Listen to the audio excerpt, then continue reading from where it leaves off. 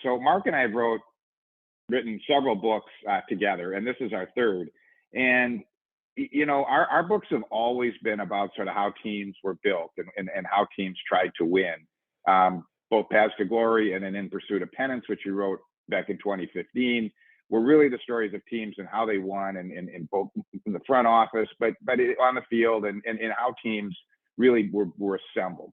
And this whole cheating thing really became a story for us, because here's not sort of how teams were put together to win in a good way, but sort of how teams crossed over the line.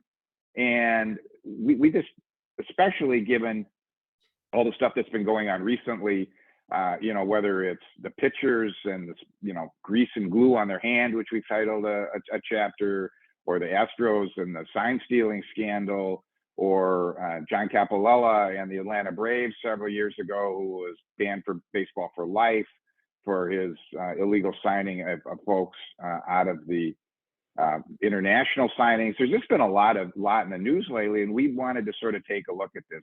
I mean, we view ourselves a little bit, as baseball historians, and putting some of this stuff into context, looking at the connective tissue between it.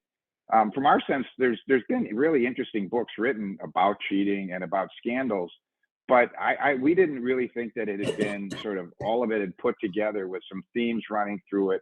What's really been going on? How have things changed? So that's really why we wrote our book, why we were excited. I think we sort of felt there was an opportunity here to tell a story that hadn't really been fully explored or told before. So one item on cheating. We define cheating as sort of going over the line to try and win. So for us, things like that that have been in other books about cheating, whether it's the Black Sox or collusion back in the 1980s, those are obviously nefarious and all sorts of bad stuff came out of it.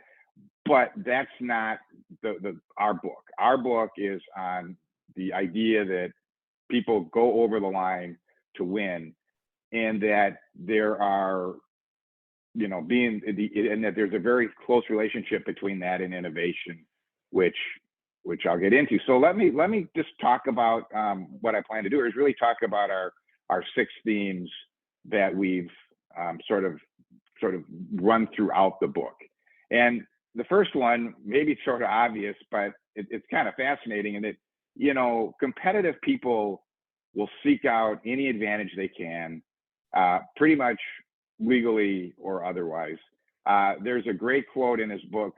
Jim Russo, as you guys know, the super scout for the Orioles for many years in the 50s and 60s, had a line in his book, which was basically, "I didn't deny that we were cheating. We had no other choice. It was cheat or finish in last place, which would be cheating our fans as well as risking our whole business."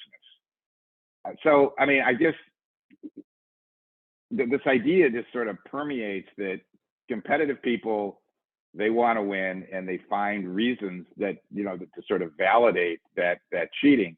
So I just think that the first thing to remember is that, we've all played sports with people that are really, really, really competitive. And if you then take and figure that the actual professional athletes and people at the front office are 10 times more competitive than those people, you finally get some sense of the push on people to win. And this goes back, so sort of theme one is this goes back to the beginning of baseball. Baseball started in the 1850s, really, in the 1840s, 1850s, with these, club games in New York. And it didn't take long for people to start, jumping over the line to try and win in those games. Joseph Pinckney was really the first player known, but I'm sure there were many others who jumped from one team to another to play a game. And, then rules were put in that you had to wait at least 30 days. You had to be at least 30 days on a team before you could play for them if you jumped from another. And so this was happening right away. These teams were supposed to be amateur. Well, obviously players are getting paid under the table.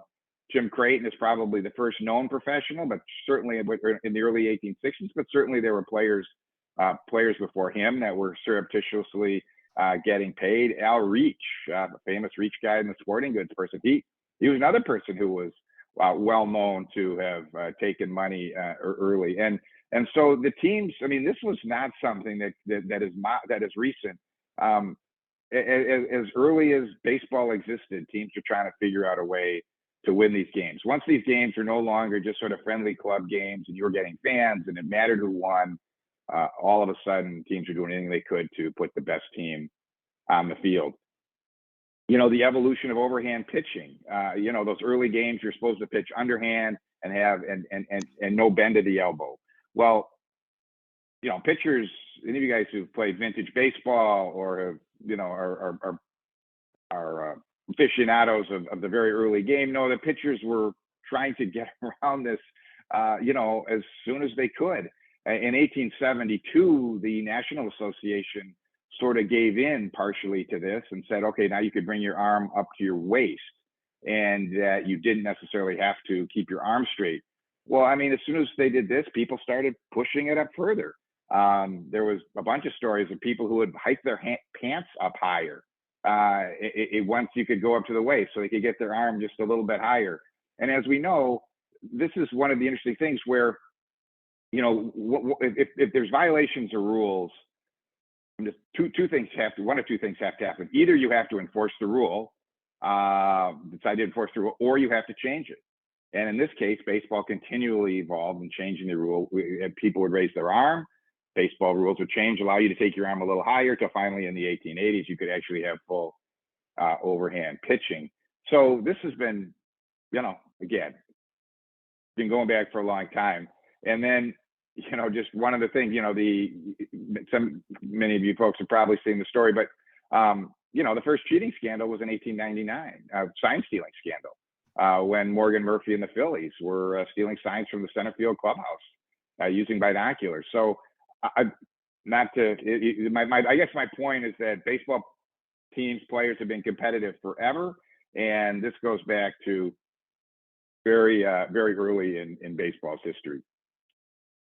You know, going back to the innovation piece, you know, one of the other things that I'd like to highlight about innovation is that, you know, many of the teams, and this is something we found from our team building books, many of the teams that had the smartest, best general managers, one of the ways that those teams were smart and had good general managers, they tried to find new ways to win. And once in a while, those would go over the line. I think, you know, a great example is Branch Rickey, who, you know, was the father of the farm system. But, you know, in the mid to late 1930s, he was found to have had sort of a shadow farm system, where he ended up, through sort of the Cedar Rapids affiliate of the Cardinals, having really two farm systems, so that effectively he controlled two teams in many of these lower minor leagues, which was completely against the rules, because the teams were supposed to play each other and you weren't supposed to have common ownership in these leagues. And Judge Landis released 74 players from his farm system as free agents. After that ruling, one of them, Pete Reeser, went on to become, you know, a pretty good player for the Dodgers. None of the other ones really became stars. But I think that the point here is that, you know, the people who are creative are looking for opportunities, and sometimes those opportunities go over the line. Again, we're not minimizing this. It's clearly illegal, and if you're caught, you pay the penalty. But I think the idea is that this was widespread, and if there was an opportunity, many would not be afraid to go over the line. Another one was Bill Veeck, who we all really like as well. I mean, great general manager, iconoclastic, did a lot of great stuff for the game. You know, he was famous for the grounds crew, having his grounds crew. You know, when he had the Nellie Fox, Louis Aparicio team in Chicago, they would dump tons of water in front of home plate so that when they bunted, that the ball would die quickly, and they could run. You know, just more on the player example side, you know, Trevor Bauer, who would probably had been a larger piece of our book had it not been for the allegations of sexual assault. You know, he he spent all that time up at the driveline, the driveline studios up in Seattle to work on his various pitches and figure out what could make pitches do stuff. And he was not necessarily one of the ones who was cheating. He actually called out some of the other people that he thought were cheating. But it's the idea that if you're, some of the best minds are trying to find ways to win. And then the last example, I'll just give it that, of course, well, not of course, but is the Astros, who up until the sign stealing scandal broke, were hailed as sort of this incredibly new front thinks, forward thinking, here's the new way to build a team kind of organization. Here's all these great new ideas. And, and then of course, one of them led to this whole using the video monitor for sign stealing. And the other part of the innovation is it's not just the people who run teams or are in the game, but when there's new innovations, this is another one of our themes, when there's new innovations, people will try and use them to cheat. I was talking about Morgan Murphy and the Phillies earlier, and in 1899, and what's interesting, modern prism binoculars as we think of them today were first introduced in 1894.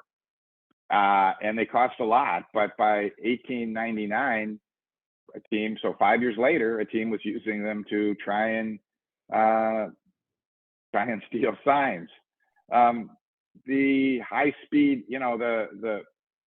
the video used for instant replay, that's what led to all of the recent sort of sign stealing controversies, whether it was the Astros or the Red Sox, whoever, is that, once they decided that the manager would be able to go back and look at a screen to see who, to try and challenge plays, you had this high-speed video of a perfect view of home plate sitting right there next to the dugout.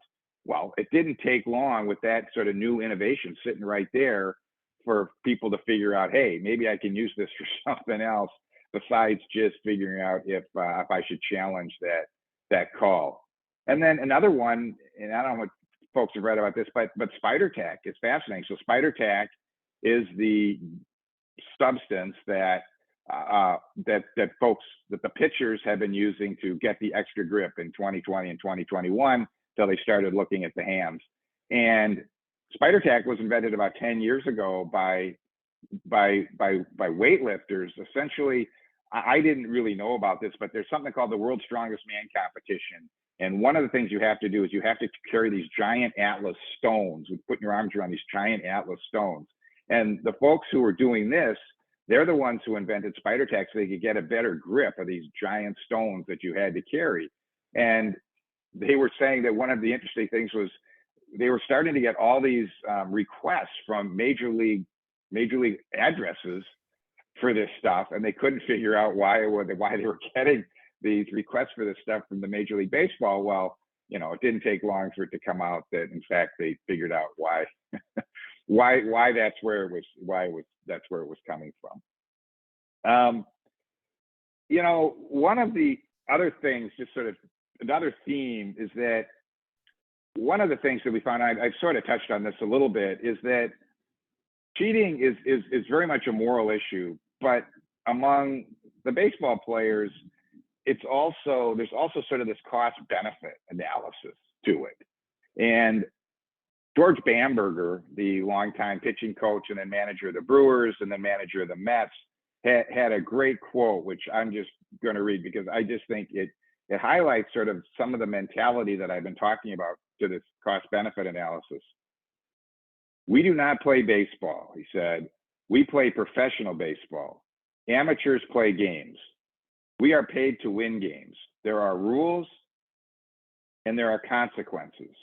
If you break them, you break them. If you are a pro, then you often don't decide whether to cheat based on whether it's right or wrong. You base it on whether or not you can get away with it and what the penalty might be. A guy who cheats in a friendly game of cards is a cheater. A pro who throws a spitball to support his family is a competitor." So I'm not sort of saying that that's the right approach. I'm not validating it. What we are saying is that one of the things we tried to do in this book is to look at sort of how players and people inside the game look at things.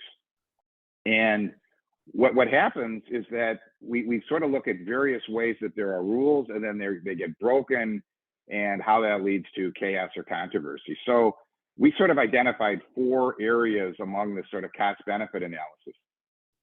The first is that there's no formal rule, but it violates a consensus, but it violates sort of what, I'm not going to, we don't use the term unwritten rule because that has sort of a number of connotations that we just don't feel like getting into. So we call this sort of a consensual ethic. So there's no formal rule, but it violates a consensual ethic. And one of the, so one example of this would be sign stealing for almost all of the 20th century. For those of you who are in Baltimore, I'm going to be giving a talk on sign stealing during the 20th century. And one of the really fascinating things, so I'm giving away the punchline here, but I hope you still come, is that it was not actually illegal. There were no rules on the book against sign stealing in the 20th century, but everybody felt like it was illegal. And so that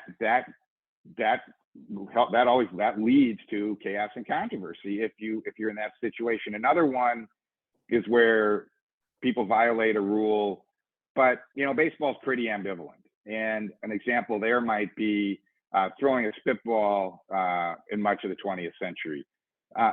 Despite all the spitball controversies, there was actually nobody ejected for throwing a spitball between Nelson Potter in 1944 and Gaylord Perry in 1982. So everyone's talking about how bad spitballs were. There was lots of news about spitballs and other Vaseline balls and, Don Drysdale and Preacher Rowe, but no one ever actually got ejected or caught.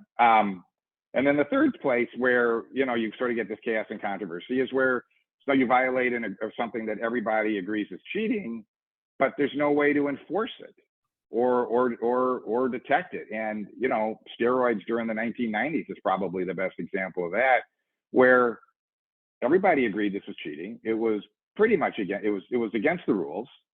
And yet there was no enforcement mechanism because you couldn't test, and there weren't really penalties anyway. I mean, even if you had caught somebody for taking steroids, there wasn't really any sort of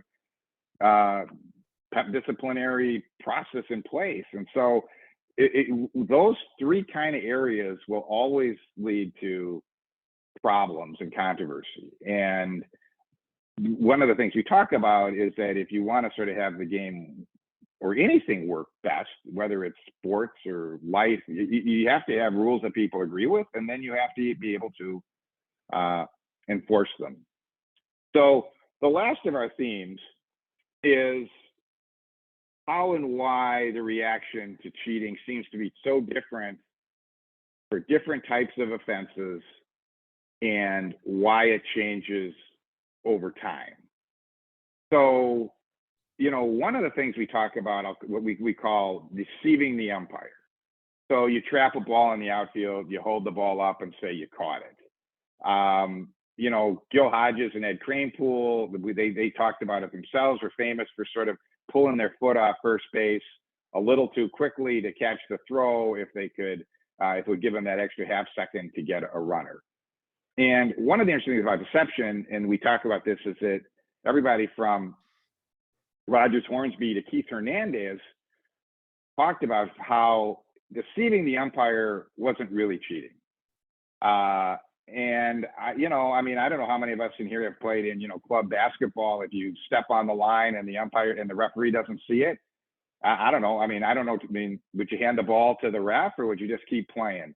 And, so, there's sort of this fine line. There's a lot of nuance here, just like there is in real life among the various sort of types of cheating.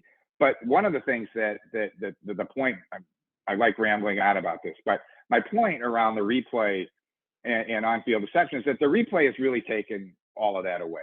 The whole trap ball thing is no longer, you show it from 12 different angles, and the fact that, the outfielder's holding up the glove, the replay will get that. Same with the first baseman pulling his foot off first base. The last sort of piece of that left, if we view it that way, is the catcher framing, where, the catcher tries to, make a ball look like a strike. And, the idea is to get the umpire to give you that call. And that's one area where players can still try and sneak that advantage in. Another thing is that what's changed, or how do people view it, is sort of that on-field stuff seems to be treated differently than off-field. Whether it's the spider tack or the sign stealing, there's much more press about that, and much more sort of angst among observers than there is among the roster violations, which, I think that has to do with our sense of, we want to see athletes at the highest level, and there's this purity of on the field competition. But the roster stuff is, at least in my mind, at least as dramatic and probably more so in deciding who wins and who loses. I mean, the Braves scandal from 5 years ago. I mean, I don't know how many people followed it, but 13 Braves players were signees were made free agents. John Capolella, who was their GM, was banned for life, put on the ineligible list. One of their special assistants was given a 1-year suspension. I mean, they were, giving money, paying, they were giving money to some older players to be redistributed to younger players. I mean, there was a lot of shenanigans going on there, and yet, I don't see, there was never sort of the hate of the Braves that we would have seen towards other teams. And this is purely speculation, and everybody on here has probably got a different opinion, but I think somehow among observers and fans that is viewed differently than on the field. And then the last comment I would make is that there's something about the intricacy and complexity. If it's something that feels like it's masterminded, I think we're more likely to feel that there's something wrong with that. I think that's part of the deal with the Astros, was just how complex it was, how many people were engaged in it, versus just if it's just one guy with binoculars waving a red towel, or I think that some of the PED scandals, when it's just maybe one guy and fooling around in his basement with a needle, is a little bit different sometimes than these very detailed, structured plans where you're trying to evade the testing and do a lot more stuff there. So those are our 6 themes. Before I wrap up for questions, and I appreciate everybody's time here, is that I just wanted to read so we break this up into 10 chapters by types of cheating. And again, what we try and do is run these sort of 6 themes through them, so there's some sense of this is not just an individual chapter. So the chapters are deception, which is what I talked about, sort of trying to deceive the umpire. Binoculars and telescopes, which is sign stealing before the electronic age.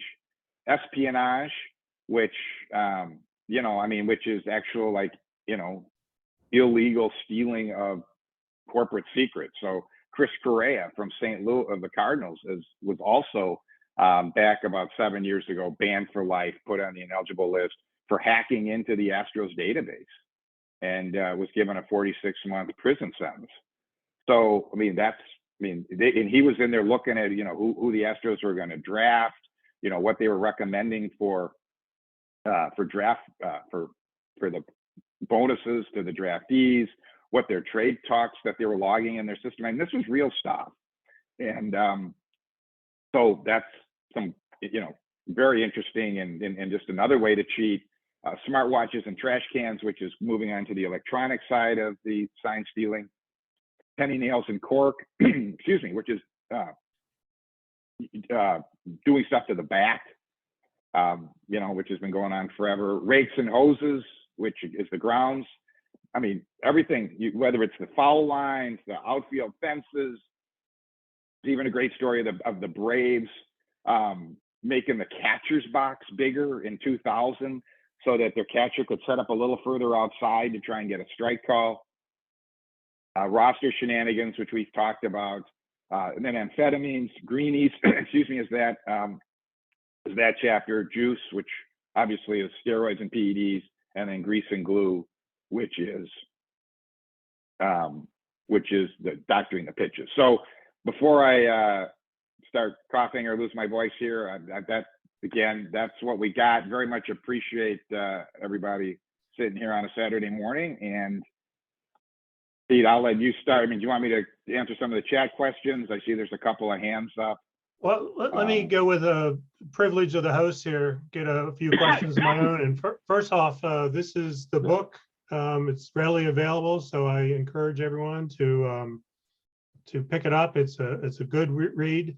Dan, one thing you do with this book, you and Mark do, is you come up with, besides the themes, you have doctrines of I guess there's schools of thoughts or truths, life truths that you have labeled doctrines.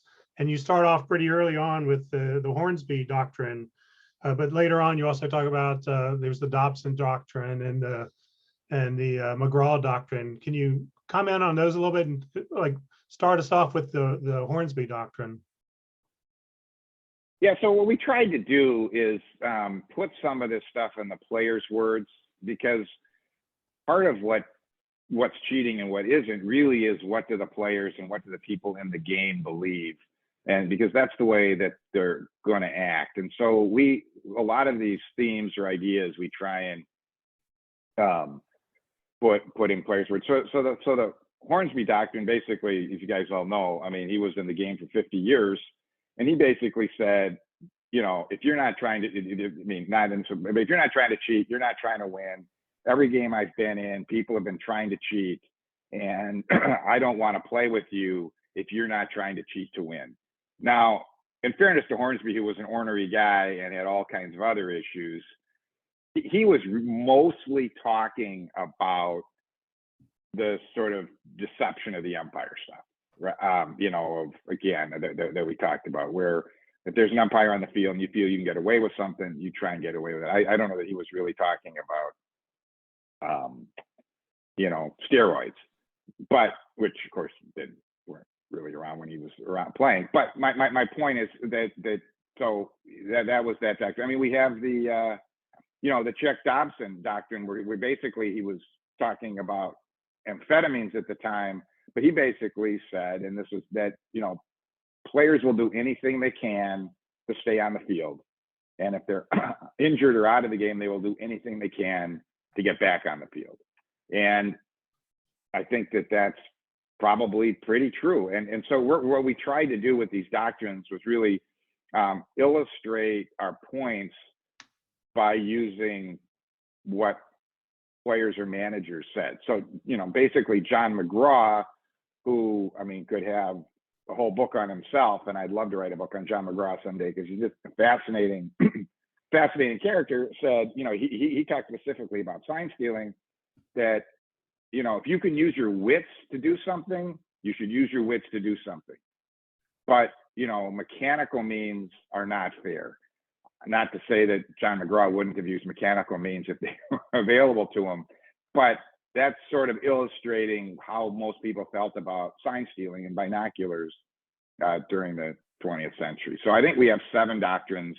All are, you know, similar to that, where we're using players to establish or validate or talk about points that we're trying to make.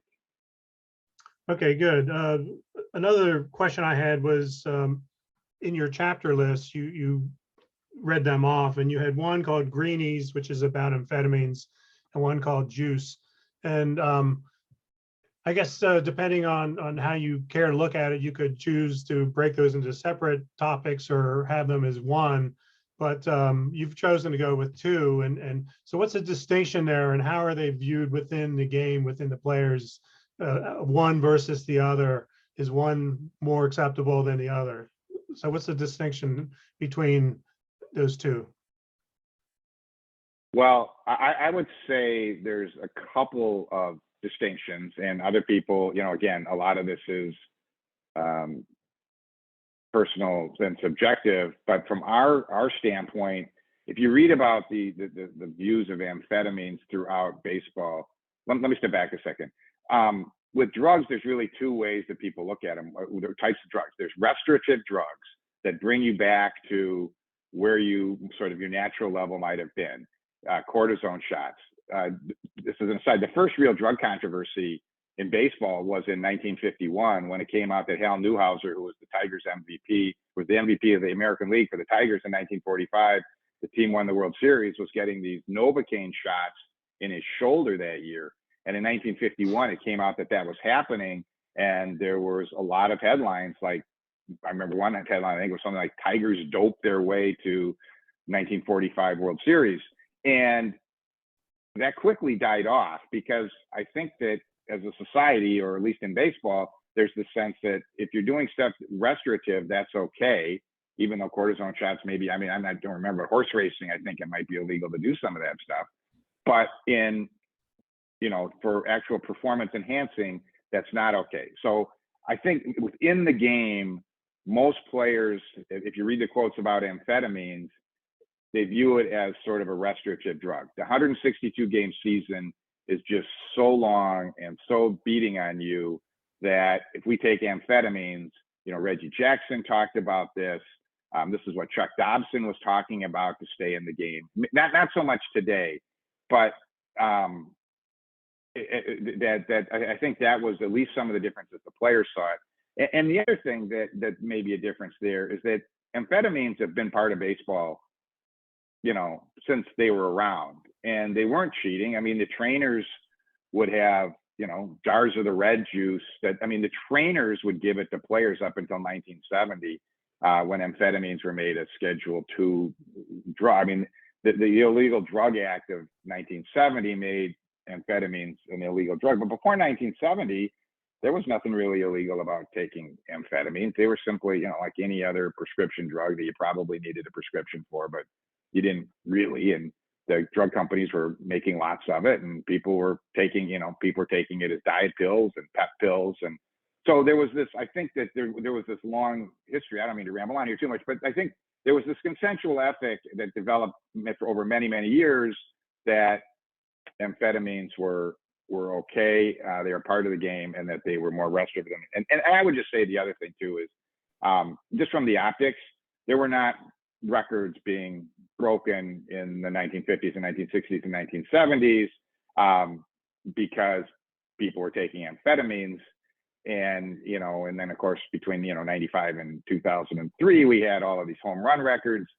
I know there's been some debate over how much of that is really due to steroids and how much is due to the ballpark and the ball and all the other stuff. But nevertheless, there was this optics around it that steroids were changing the game in a way that I don't think there was ever that optics around amphetamines. So a long answer to a simple question, but that's why we divided it into 2 chapters.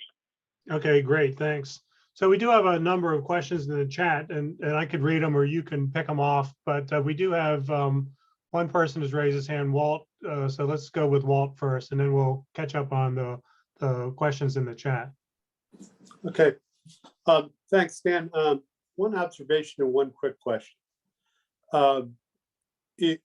Based on your comments, it seems like in baseball, as in life, people have an easier time bringing up moral outrage for very visible individual things like taking steroids, and a harder time getting that same dander up for what I'll call white collar crime. When you talk about cheating, I think having a $40 million payroll while charging Major League Baseball prices is cheating.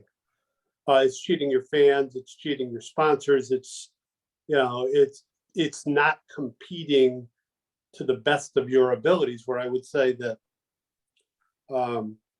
when a player takes steroids, I go back to your George Vanberger quote. They're trying to perform at their highest possible level and earn their highest possible salary and feed their families. And somehow that is morally reprehensible. And but the Oakland A's having $1 million in committed salaries for next year is not. 2, but my real question is this. With Major League Baseball, for much of Major League Baseball's history, of course, they've heavily punished people who gamble or in any way related to gambling. Now they're in the gambling business.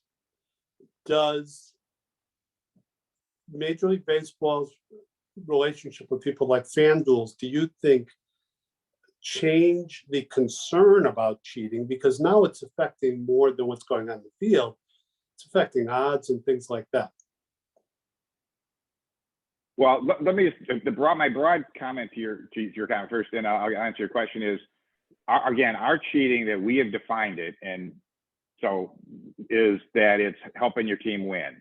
And so I don't disagree with your points, but as to helping your teams win, you know, that's it's a whole separate issue. And as is gambling, I will say this, that clearly the sort of the ability to bet on individual events changes the nature of possible scandals in baseball, right? I mean, with the Black Sox, you needed to get 8 people on board. I mean, you needed this sort of complicated conspiracy. Now, if you can bet on, you know, whether or not you're going to be, what pitches are going to be thrown in the 7th inning, you have relievers who basically have probably been up and down 3 times and are, you know, making, you know, not a whole lot of money because they're not even making the major league minimum since they're going up and down 3 or 4 times a year. You know, there may be some incentive there. If somebody, I mean, I don't know if there's really enough money bet on any individual pitch of some miscellaneous game in August, but you know, you have certainly changed the nature of where the temptations are and the ability to affect gambling without having to get a whole, you know, without having to get a larger group or engaged in the conspiracy with you. Yeah, I mean, you're right. I mean, I just think that it is now a direct part of Major League Baseball's business model, whereas I mean, gambling was always there. People always bet on gambling. But now Major League Baseball is making money off of this. So to the extent that cheating affects odds, affects gambling behavior, yeah, it's probably you know, not a direct link that we can draw. But I would wonder if it would change how much they crack down on cheating, for example. Yeah, no, I mean, I think it's a reasonable point that perhaps having the gambling there will actually make people more likely to crack down on cheating. The league's more likely to crack, or the league more likely to crack down on cheating due to the fact that it could affect the gambling. But again, we had the whole controversy of whether or not there was 2 different baseballs one year, and what was it, last year, right? 2 different baseballs in play. And if you talk about it affecting gambling, that's certainly something there. Okay, so from the chat, for those who aren't familiar with your books you've written, one of them, early ones, was about Ed Barrow, and this question kind of combines the 2 books. How did Ed Barrow walk the line between cheating and innovation? Well, I would say 2 things. One is Barrow actually, I mean, I'm a big fan of Ed Barrow in terms of the you know, building the Yankees dynasty. But when Jacob Ruppert, who was the Yankees owner, decided that he wanted a farm system because he was paying too much for these minor leaguers, and the only real farm system at the time was the Cardinals. This was at about 1929, 1930. Barrow actually pushed back and didn't really think they needed the farm system. And it was actually Jacob Ruppert who pushed to hire George Weiss, the longtime, you know, minor league director and then GM of the Yankees. It was actually the owner, Jacob Ruppert, who pushed to hire Weiss and start the farm system. Barrow was actually not a big fan of the farm system. So in that case, he was actually a little bit behind the curve. So that would be one. But I think that Barrow, I mean, it's a little hard. You know, innovation we use broadly. It's not just technology, but it's things like the farm system. I mean, he was one of the first to sort of figure out what the sort of the unique option was to acquire players. So once, you know, first they bought all the best players from the Red Sox, and when that was done, then he realized that the next place you could get it was that these independent minor leagues, who in the early 20s had very strong rights against the draft. They didn't really have to release their players. He figured out how to buy some of these players, whether it was Earl Coombs or Tony Lazzeri or Mark Koenig. I mean, he was one of at the forefront of figuring out who and where and how to go find these players from the high minor leagues and actually pay the money. So, you know, I mean, it was a little bit more subtle with what he was doing, but he was very much at the forefront of trying to figure out, where is the forefront of acquiring players in the economic, social environment of baseball at that time. All right. Jeff Cohen had a question or wanted some comments from you about Max Scherzer's comments on PitchCom.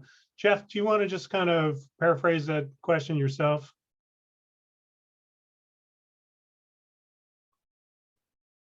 I'm not sure if Jeff's Well, I can take a shot at that. Yeah.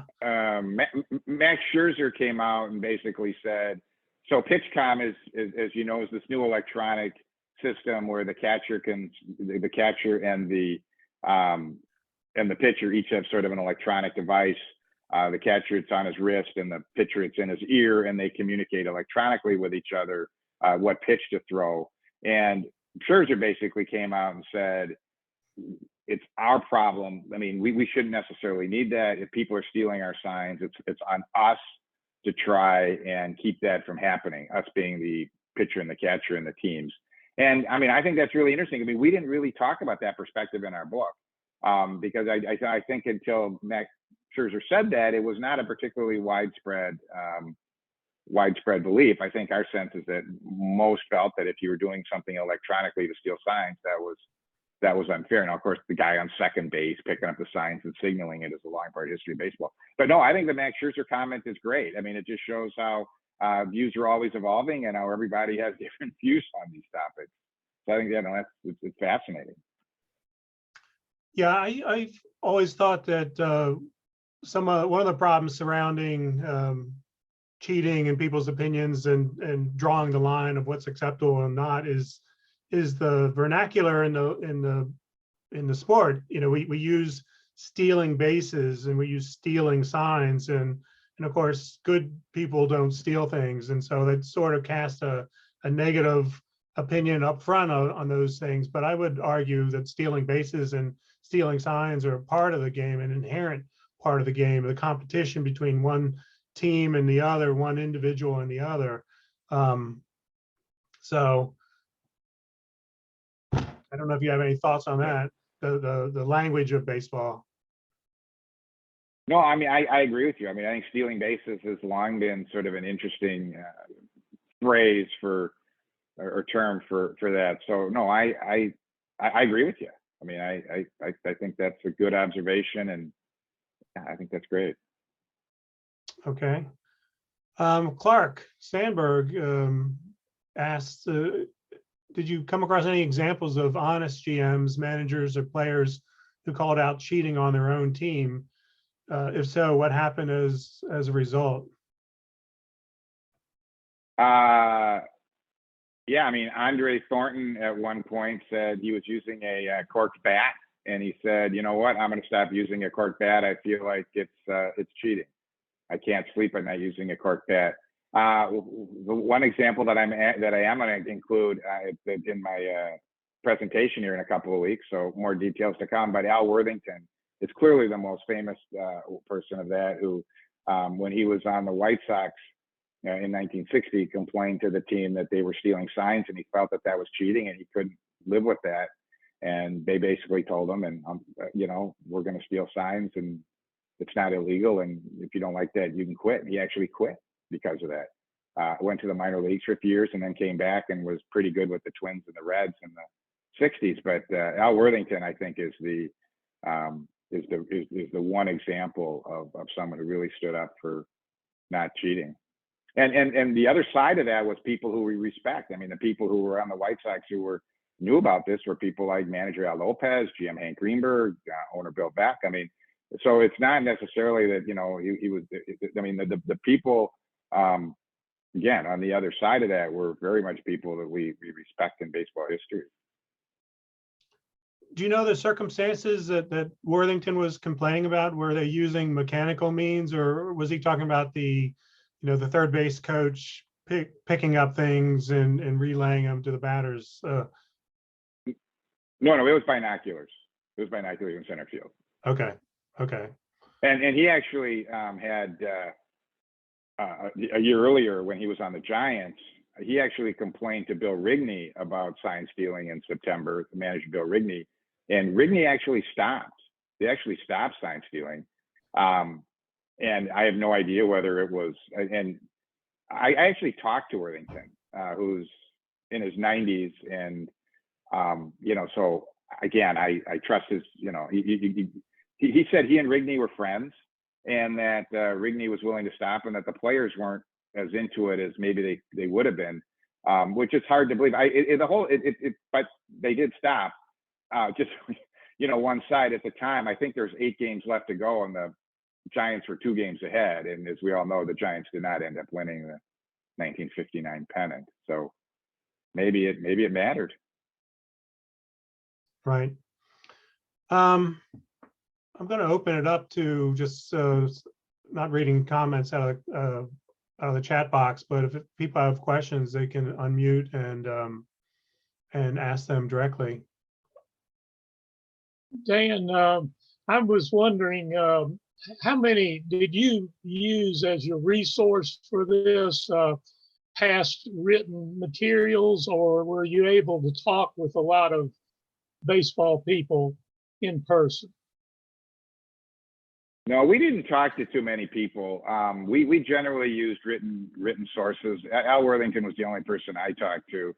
I mean, again, I guess I would say that you know, there's a lot of really good writers and authors and out there that have done this, and we're not really, you know, investigative reporters. We're more historians and putting stuff in context.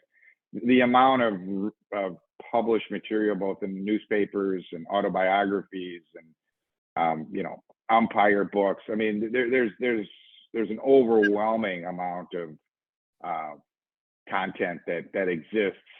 So no, we explored what's already been pretty much already been available.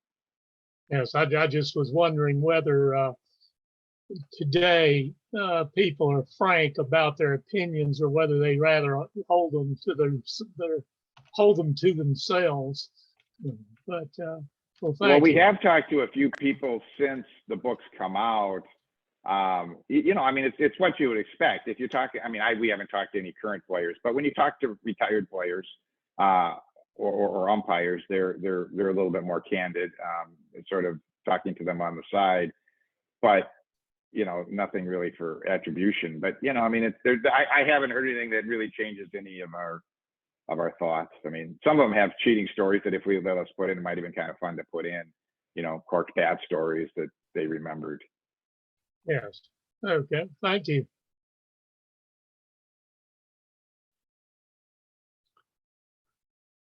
So Dan, I had another question. As you research a book or any topic, you know, there's always rabbit holes that you kind of fall into. What were there any interesting rabbit holes for you and Mark in preparation for this book? Well, one of the things that I just found really a great story, and I think I talked about in one of the Zoom SABR calls, was this whole thing that I was talking about with Hal Newhouser and the Novocaine shots, because I had not heard that story, and I talked to a number of fellow baseball historians, and no one else had heard that story either. And so I spent a lot of time with it, trying to sort of uncover what was there in terms of, you know, the Novocaine shots, and then the reaction to it, which was so fascinating in 1951, how it was a controversy for about 3 days, and then it just died off. And there were 2 other examples of people getting sort of shots of stuff that were in the press. Tex Houston, I think, in 1942, and then Joe DiMaggio before that in 1949 for his heel, when it looked like his career might be over, and he took a shot of various stuff in his heel. And it was just interesting how the perspective changed, you know, well, not how, but this whole, that's really what started this debate about restorative versus performance enhancing, at least within baseball. I mean, obviously you have the Olympics, which were coming along later. And, you know, you had so you had a number of other sports that were wrestling with this, but the 1951 controversy over Hal Newhouser was something I just started spending a lot of time on, because it was the first drug story that really affected baseball, and it had a lot of its effect on the future debate was fairly large. Yeah, I'd never heard that story either. Walt, go ahead, please. Yeah, just quickly, based on your conversation, what you said about Newhouser, is Tommy John's surgery cheating? Well, it's not, because it's not against the rules, right? I mean, the reality is we draw the line, and if you go over it, it's cheating. If you don't, it's not. I mean, Chick Hafey, when he was wearing glasses, he was one of the first good hitters who actually wore glasses. I think it was Chick Hafey. People talked about whether glasses. I mean, there was some debate early on over whether wearing glasses was cheating. Is LASIK surgery cheating? Right? I mean, you're right. I mean, all of this stuff. And at some point, we're going to be able to replace people's knees or shoulders with knees and shoulders that are probably better than what they have now. I don't think it's, maybe it's 10 years. I mean, it's not some sort of science fiction anymore. Is that cheating? So, Walt, I totally get the point of your question. And I think that baseball is going to, at some point, going to have to start drawing lines. But as long as it's on the one side of the line, I think it's, probably okay. Yeah, those are good questions, LASIX and Tommy John. I know Tommy John could be looked at as restorative, but for a while, I don't know if this is still the case, but recently, in the last couple of years, I was hearing about, young kids that were proactively getting Tommy John surgery or considering it because it would really give them that extra boost to make them better than they were naturally. So a lot of ethical issues there. Right. Well, you're taking a tendon from somewhere else and putting it in your elbow. If that tendon is stronger or better than what you had in your elbow, yeah, you're absolutely right. Yeah, it's no longer restorative at that point. Right.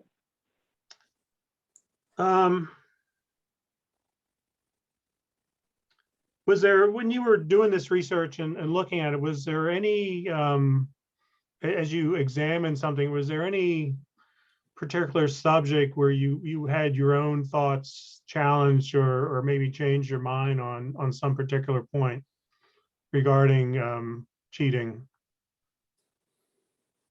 Not really. I hadn't really thought about a lot of this stuff all that deeply. I would like during, I was always sort of, well, gee, there's this side and then there's that side. And so I think that what really sort of became clear to me as we did this, or clearer, is that, there was this large gray area, and then there was, and somewhere in there,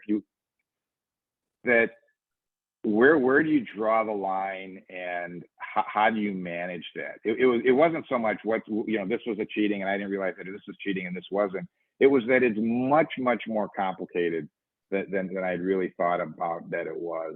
And that there's a lot of nuance there into, yes, we believe this is cheating, but on the other hand, do we hold the player or the team or whoever, how responsible do we hold them for it?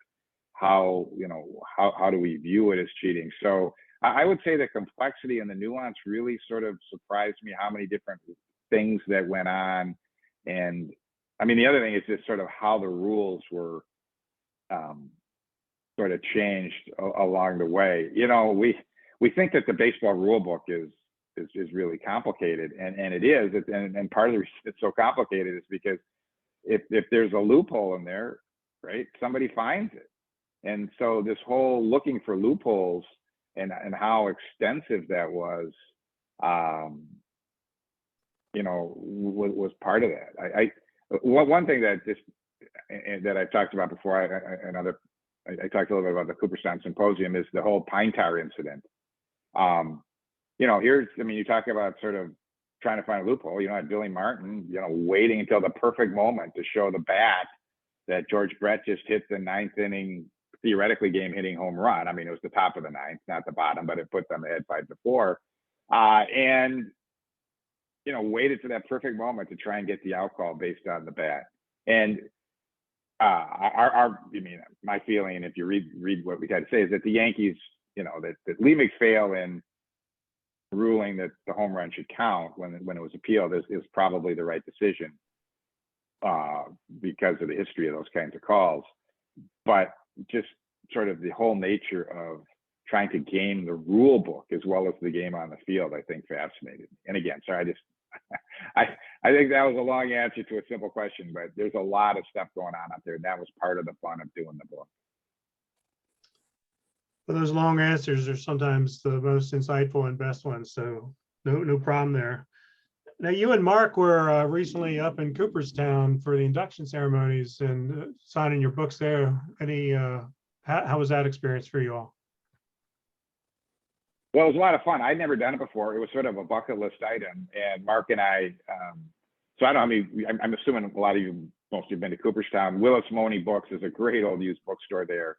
And they allow you to purchase time at one of their tables and sit out in front, right on Main Street there in Cooperstown and sell books, which we did, which was really fun, just getting able to see people and talk to people coming by. And then we went to the induction while we were there. For me, it was, who I had never been there, was an added bonus because, as you could guess, I live in Minneapolis. I'm a Twins fan, and so we had both Jim Cott and Tony Oliva going in, and they were, Tony Oliva in particular, along with Rod Crew and Harmon Killebrew, were clearly sort of the heroes of the Twins of my youth. And as we all know, baseball was always best when we were 12 years old. So it was just great to see those guys go in and going out on a little puddle jumper plane. Oliva and the 11 other people that were traveling with him were on the plane. So I got to talk to some of his family a little bit. So anyway, it was just a lot of fun. So thanks for asking. Yeah, it looks like a great experience. Kind of hot up there, though. Yeah, it was. There were 7 inductees, as you know, and there was theoretically going to be rain. It didn't. It was just boiling hot. But the positive of that is that they didn't do the long intro for each player. I guess typically they do like a long video intro, and they did not do that to try and, because they were worried about the rain was coming. Even so, it was, it was 3 hours, and you get there early to get your seat. So it was a lot of fun, but it was hot. But again, I mean, I was impressed with all the speeches. They were all really, really good. It was just, it was a lot of fun, and fortunately, they did skip the video intros. So what's next on the horizon for you, book-wise? Anything coming up? Nothing really on the docket immediately. We've been spending time trying to, get people excited about this one, and doing, I did back in June, a presentation at the Cooperstown Symposium on one aspect of it, and doing another one here at SABR in a couple of weeks. Yeah, I mean, I've want to do a biography of John McGraw for a long time, and maybe at some point here I'll try and take a real shot at that. So you've written several books on your own and several with Mark. What's the difference between, how's that experience different? And how do you divide the work between two people for a given book? Well, the way we do it is we do chapters. So we'll do sort of a draft chapter, and then we'll comment extensively on each other's chapters. We'll add our own stories, angles, thoughts to the chapter. And I think it comes out reading pretty well, that in the sense that you can't really tell who wrote which chapter. And in fact, we've had people who know us try and guess who wrote which chapter, and they're generally not right. So I think we've done a pretty good job of that. Mark's book on his own is Joe Cronin. The books that I've done have one on the Federal League battle with baseball, and then the Ed Barrow biography. I don't know that you could do a biography teamed up. I just think that, if I'm going to take between when he's 20 and 25, and you take from when he's 25 to 30. I'm not sure that would really work the same way. So I think that the books we've done have lent themselves to being able to have people work on chapters which have a little bit of a standalone aspect to them. Although we make sure we have sort of our themes and our ideas that run through them. So I think the nature of the books we do lends themselves a little bit to a collaboration. That's an interesting observation about biographies. I know that Steve Steinberg and Lyle Spatz have collaborated on multiple books. And their most recent one was Comeback Pitchers with Howard Emke and Jack Quinn. Jack Quinn, exactly. And so those are biographies, but I'm wondering if, one author took one pitcher and the other one took the other one as they work their way through the book. I know they also do the chapter strategy that you talked about that you do with Mark. Yeah, I don't know. My sense from just knowing those guys for a long time is that Steve's been doing stuff on Jack Quinn's life for years and years. So my sense is that he was Jack Quinn and Lyle was probably Howard Emke, but I really don't know. Right. But I would guess you'd almost have to do it that way. And you mentioned talking in Baltimore at SABR 50. What's your talk again? It is on sign stealing in the 20th century, and there was no rule on the books against using binoculars from center field, and yet people did it all the time, and people complained about it all the time. And I'm just trying to wrap that story into, here's what happens when people did it. Here's why no rule came. Here was the controversy that came, and sort of evolving into today where they actually do finally have a rule that says you can't steal signs using mechanical means. Right. So hopefully I'll come. I think I'm on Saturday. Maybe not. No, I have to shoot. I should know, but I'm on the schedule somewhere. All right. It's a And great then form. we will be signing books in the book room. So after you watch Mark's half hour before me, then me, and then hopefully we'll be signing books. So hopefully we'll see some of you there. Yeah, and a typical feature of every SABR convention is a vendor's room where you can buy the books. But if you've already bought a book like I have, I'm sure that you'll be happy to sign a book that was pre-purchased already. Absolutely. Appreciate it. All right. I'm going to put out a last call for questions here. Anyone have anything else they want to add, or anything that you'd like to add, Dan? No, this has been great. Very much appreciate everybody's time. All right.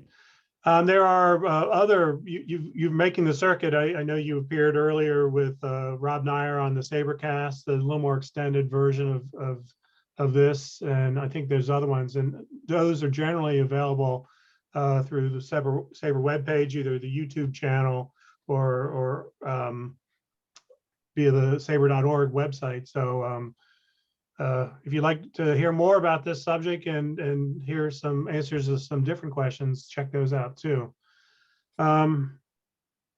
Otherwise, again, we're going to be back here on September, I think I said September 3rd, first Saturday of September. It's a Labor Day weekend with a speaker to be announced. And certainly looking forward to SABR 50 in Baltimore starting on the 17th of August. So Dan, thanks so much. We really appreciate your making the time for us, and fascinating stuff. And it's a good book. Everyone check it out. Hope to see everyone in Baltimore, and we'll catch you next month. Thanks for joining us today.